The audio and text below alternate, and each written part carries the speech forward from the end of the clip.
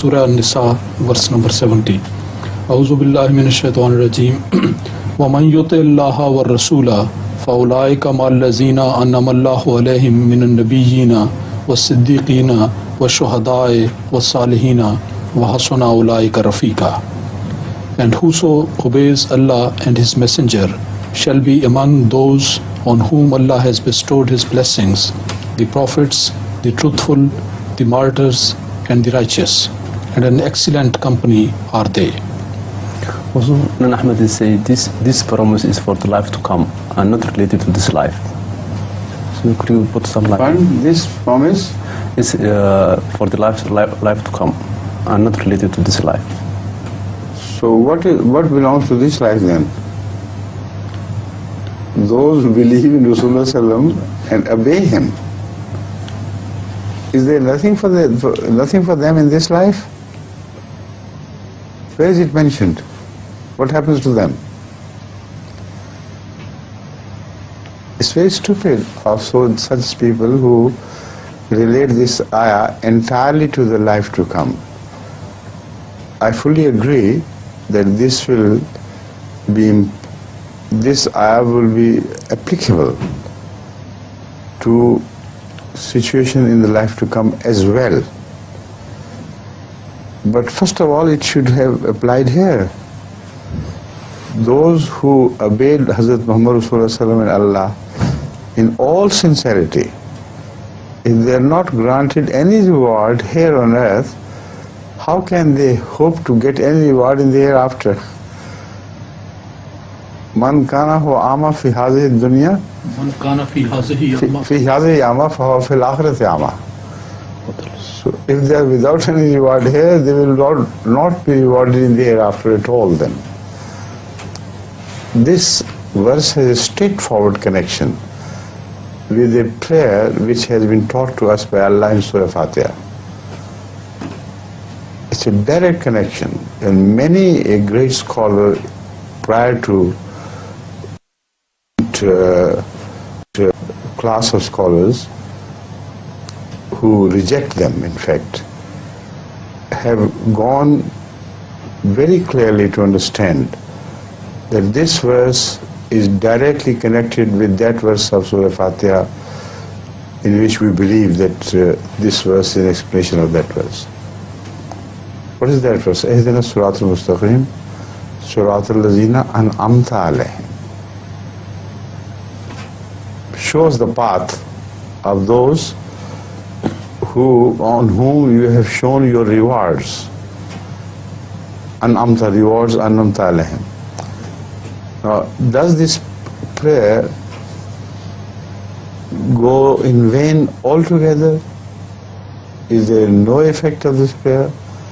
Allah has taught us this prayer and has already rejected it, while the Surah Fatiha goes on to build the case by telling us Siratal Lazina An'amta Alayhim Ghairil Maghdubi Alayhim Waddallin. Show us the path of those on whom you have shown your favors. So who are those An'amta Alayhim? And what is intended by praying that show us their path? Do the ulama think that the show us their path means they remain outside the path and look at the path and see people walking that path, not treading the path themselves?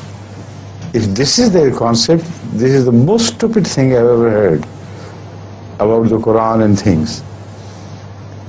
They do not open their eyes, they do not understand what it means. When they pray to God to show us the path, and the path is shown, which path is treaded by prophets before, by Siddiqeen and Shuhada and Salihin, it most certainly means that guide us to that path.